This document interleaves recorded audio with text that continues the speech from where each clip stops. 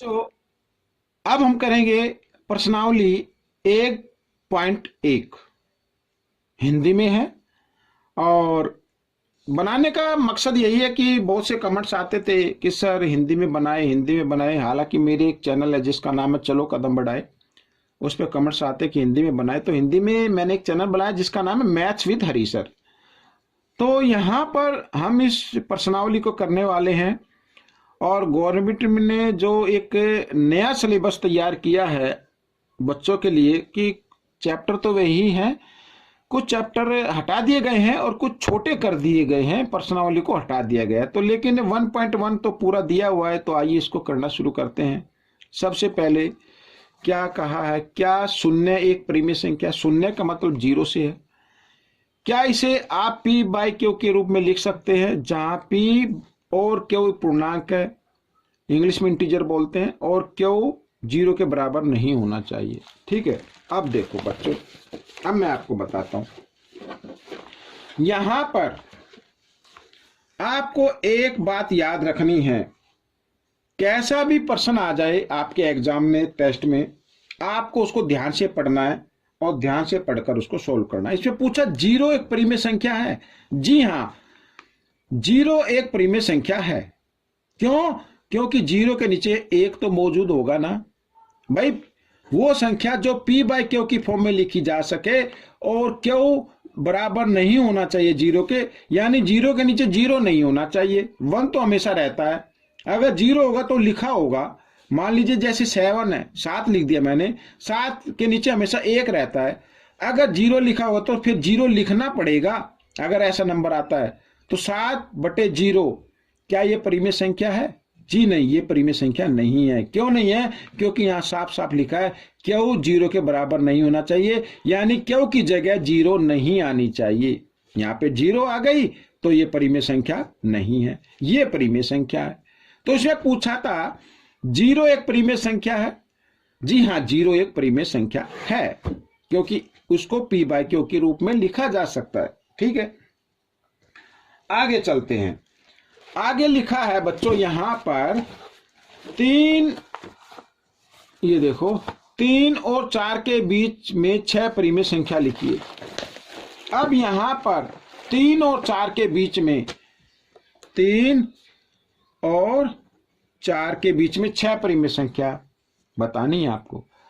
आज मैं आपको 3 तरीके बताऊंगा और 3 तरीके में से मुझे विश्वास है कि आपको 2 तरीके जरूर आएंगे और आप उनको जिंदगी भर नहीं भूल सकते। आपको दूसरों को भी बताना है। ये देखो, सबसे पहला तरीका, जब कभी भी ऐसे प्राकृतिक संख्या दी हो 3, 4, ठीक है, इसके नीचे तो कुछ नहीं है तो इसके नीचे आप 1 मान सकते हैं। ठीक है, तो आपको क्या करना है, इसमें 6 संख्याएं पूछी है तो आपको 7 से गुणा कर देना है। कम से कम 7 से तो गुणा करेंगे ही। इस तरीके से 8 से भी कर सकते, 9 से भी कर सकते, 10 से भी कर सकते, किसी भी संख्या से कर सकते हैं। लेकिन अगर 6 पूछा है, 6 संख्या निकालनी है तो 6 से ज्यादा से ही गुना करना है। कब करना है? जब 2 ये प्राकृतिक संख्या आ जाए, लगातार संख्या है 3 और 4, ऐसे 5 और 6, इस तरीके से। तब जितनी पूछा है उससे एक ज्यादा से गुणा कर दीजिए। 7 तिया 21, 7 एकम 7, 7 चौक 28, 7 एकम 7। अब ये नंबर आ गए। अब इनके बीच में 21 और 28, हर को नहीं लेना है, अंश को लेना है। 21 और 28 के बीच में क्या क्या संख्या आती है? देखो, 22/7, 23/7, 24/7, 25/7, 26/7, ये सभी संख्या आ रही है। 27/7। तो बच्चों ये 6 संख्या हो गई। ऐसा नहीं है कि अगर आप 8 से गुणा करते तो संख्या नहीं निकलेगी, निकलती जरूर निकलेंगी, वो भी आपका आंसर ठीक होगा। ठीक है ना? तो एक तो तरीका होता है ये। अब कुछ बच्चे कंफ्यूजन में आ रहे होंगे, सर करके दिखाओ। चलो मैं 9 से करके दिखा देता हूं। इस तरीके से 4 को 9 से और इधर 1, इसको भी 9 से। अब 9 तिया क्या होता है? 27/9 एकम 9, और 9 चौक 36, 36/9। अभी इसमें जो है 6 से ज्यादा संख्या आ जाएंगी क्योंकि हमने ज्यादा से गुणा किया है। अब 28/9, 29/9, 30/9, ठीक है ना, 31/9, 32/9, 33/9। अब ये देखिए 6 पूछा तो 6 लिख ली। अब इसमें से ये संख्या और ये संख्या ऐसी है जो आपस में भाग हो सकती हैं किसी भी एक पाड़े से, तो इनको भाग करके लिख दीजिए। 3 से 3 दाई 30, 3 तिया 9 और 3 एकम 3, 3 एकम 3, 3 तिया 9। तो इसकी जगह आप चाहे तो लिख सकते हैं 28/9, 29/9, ये तो आएगा यूं कहीं, और यहाँ पर 10/3, 31/3, 31/9 है, 32/9 और यहाँ पर 11/3। तो ये सभी परिमेय संख्या आ गई बच्चों। ये था एक पहला तरीका, ठीक है ना, कि आपको कैसे ज्ञात करना है। तो मुझे यकीन है कि ये आपको आ गया होगा, ठीक है ना। अब करते हैं दूसरा तरीका। दूसरा तरीका भी मैं इसी में बता देता हूं।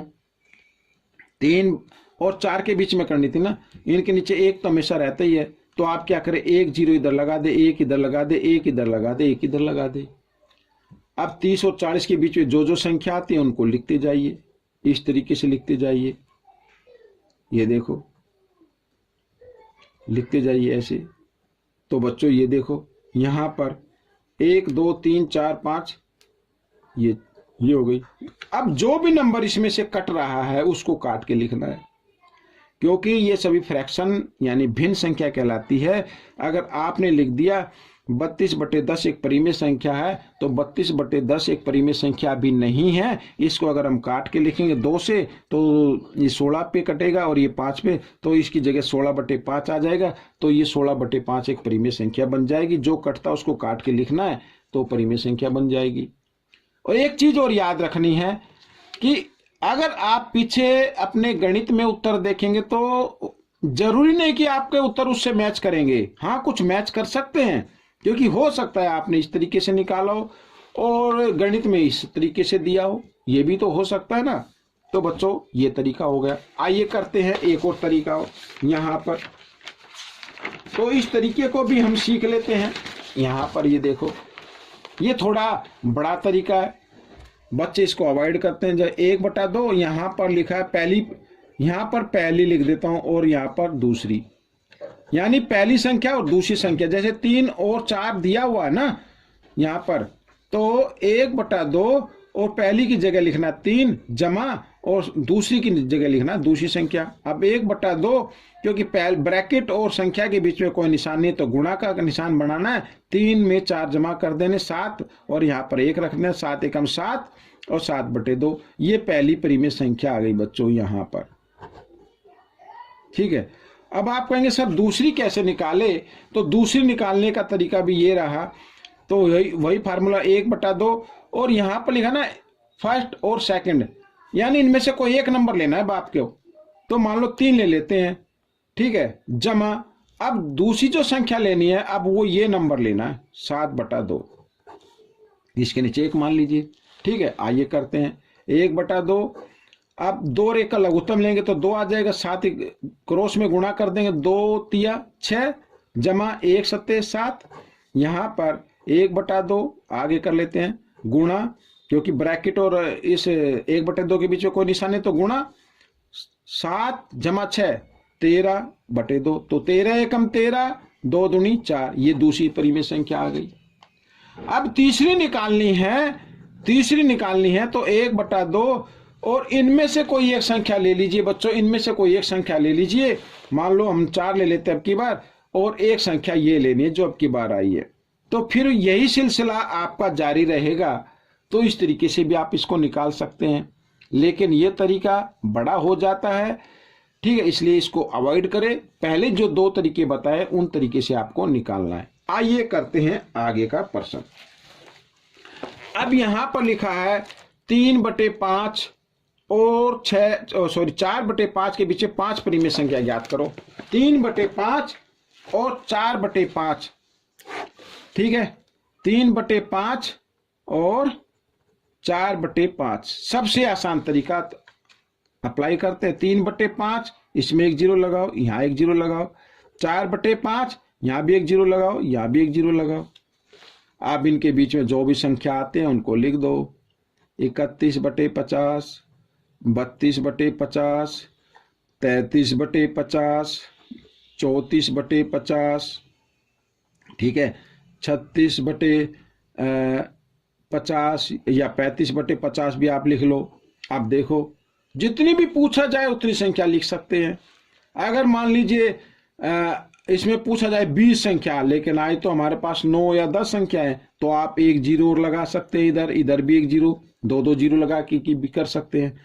अब इनमें से जो कटता है उसको आप काट दीजिए, जो नहीं कटता उसको लिख दीजिए। जैसे यहाँ पर 31/50 और ये 2 से कट रहा है तो 16/25 आ जाएगा, और ये तो यूं का यूं ही आएगा, और ये भी 2 से कटता है तो 17/25 आ जाएगा। इस तरीके से आप इसको करते जाइए बच्चों, तो आपका जो है आंसर निकल आएगा, ठीक है ना। अब दूसरा तरीका, यानी एक तो ये, अगर आपको जीरो नहीं लगानी है, अब देखो अंश क्योंकि लगातार संख्या में है और 5 पूछा है, तो आप इसको 6 से गुणा करेंगे, कम से कम 6 से, 7 से भी कर सकते हैं। ये 6 3 18/6 5 30, और यहाँ पर 6 चौक 24/30। अब इनके बीच में जो जो संख्या आती है उसको लिख दीजिए। 18 और 24 के बीच में 19 आता है, 19/30, 20/30, ठीक है ना, 21/30, इस तरीके से लिखते जाइए। 22/30, 23/30, ये संख्या आ गई। अब जो कटता है उसको काट दीजिए, यहाँ से 0 से 0 कट जाएगी, 7 के पाड़े में आता है, ठीक है ना, ये 2 से कट जाएगा तो परिमेय संख्या आपके निकल आएगी। इस तरीके से क्वेश्चन सोल्व हो गया। आइए करते हैं आखिरी प्रश्न। हालांकि देखो पुराना मैथ है, लेकिन ये चैप्टर तो यूं है। क्या कहता है प्रश्न नंबर 4, नीचे दिए गए कथन सत्य है या असत्य है, कारण के साथ अपने उत्तर दीजिए। प्रत्येक प्राकृत संख्या एक पूर्ण संख्या होती है। प्राकृत संख्या, अब प्राकृत संख्या बच्चों, यहां पर मैं कोई पेज खाली है तो मैं उसमें आपको बताता हूं। चलो इस पे बता देते हैं। यहां पर ये देखो, प्राकृत संख्या शुरू होती है 1 से, 1 2 3 4 5 6 7 ऐसे आगे बढ़ती जाएगी। अब इसमें लिखा है प्रत्येक प्राकृत संख्या एक पूर्ण संख्या होती है, और पूर्ण संख्या होती है 0 से शुरू, 0 1 2 3 4 5 6 7, ये भी आगे बढ़ती जाती है। अब ये प्राकृत संख्या पूर्ण संख्या भी होती है, यानी जितनी प्राकृत संख्या है वो पूर्ण संख्या में आती हैं। जी हाँ, आती हैं। तो इसका आंसर क्या होगा, सत्य है। लिख देंगे सत्य है, लिखा है ना यहां पर, प्रत्येक प्राकृत संख्या एक पूर्ण संख्या होती है। जी हाँ, सत्य है। ठीक है, समझ में आ गया। आगे, प्रत्येक पूर्णांक एक पूर्ण संख्या होती है। अब लिखा पूर्णांक। अब पूर्णांक क्या होते हैं बच्चों, पूर्णांक जमा में भी हो सकते हैं और घटा में भी हो सकते हैं। इसके नीचे आप 7 लिख दो, इसके नीचे भी 7 लिख सकते हैं। ठीक है, अब ये तो पूर्ण संख्या होती है, एक तो पूर्ण संख्या होती है। ठीक है, इसमें लिखा प्रत्येक पूर्णांक। आप चाहे तो नीचे बटे में भी ना लिखे, मान लीजिए 2 3 4 और यहाँ आगे घटा 5, ये पूर्णांक है। तो इसमें लिखा सभी पूर्णांक पूर्ण संख्या होते हैं, यही है ना, सभी पूर्णांक एक पूर्ण संख्या होती है। अब पूर्णांक 2 3 4 ये तो पूर्णांक है, ये पूर्णांक है लेकिन ये पूर्ण संख्या है। ये भी एक पूर्णांक है लेकिन ये पूर्ण संख्या नहीं है, क्योंकि पूर्ण संख्या में कोई भी संख्या घटा की नहीं आएगी, तो इसलिए ये असत्य है। ठीक है बच्चों, ये क्या हो गया, असत्य हो गया। आगे, प्रत्येक परिमेय संख्या एक पूर्ण संख्या होती है। अब इसमें लिखा परिमेय संख्या पूर्ण संख्या होती है। अब देखो, अगर परिमेय जैसे 5 6 7 8, अगर ये सभी पूर्ण संख्या, अगर इसके नीचे 1 मौजूद है तो हम कह सकते हैं जी हाँ ये पूर्ण संख्या होती है। अगर मान लीजिए लिखा 5/7 6/11, तो ये क्या है, परिमेय संख्या है लेकिन ये पूर्ण संख्या नहीं है। तो इसमें लिखा सभी पूर्ण परिमेय संख्या, प्रत्येक परिमेय संख्या, यानी हर एक परिमेय संख्या पूर्ण संख्या होती है, नहीं होती, असत्य है, असत्य है। क्योंकि ये परिमेय संख्या है तो ये पूर्ण संख्या नहीं है। भाई बटे में तो नहीं आती ना पूर्ण संख्या में, पूर्ण संख्या तो 1 2 3 4 ऐसी होती है। तो अगर ये लिखा है 6, 7, 8, ये क्या है? ये परिमेय संख्या है, लेकिन इसमें लिखा प्रत्येक। प्रत्येक में तो ये भी तो आता ना, जो बट्टे में लिखी होती है ऑलरेडी, वो भी तो आता ना प्रत्येक में, तो ये पूर्ण संख्या नहीं होती। तो प्रत्येक परिमेय संख्या पूर्ण संख्या नहीं होती, ये असत्य है। ठीक है, इसमें लिखा पूर्ण संख्या होती है, मैंने कहा पूर्ण संख्या नहीं होती। प्रत्येक परिमेय संख्या एक पूर्ण संख्या नहीं होती। अगर लिखा है प्रत्येक परिमेय संख्या एक पूर्ण संख्या होती है तो असत्य, क्योंकि प्रत्येक परिमेय संख्या एक पूर्ण संख्या नहीं होती। तो बच्चों, ये बनी एक वीडियो, आपको ये कैसी लगी मुझे जरूर बताएं, और इसमें से सीखकर दूसरे बच्चों को जरूर सिखाएं। मिलेंगे अगले भाग में, तब तक आप इस वीडियो को देखें, सीखें और दूसरों को सिखाते रहे।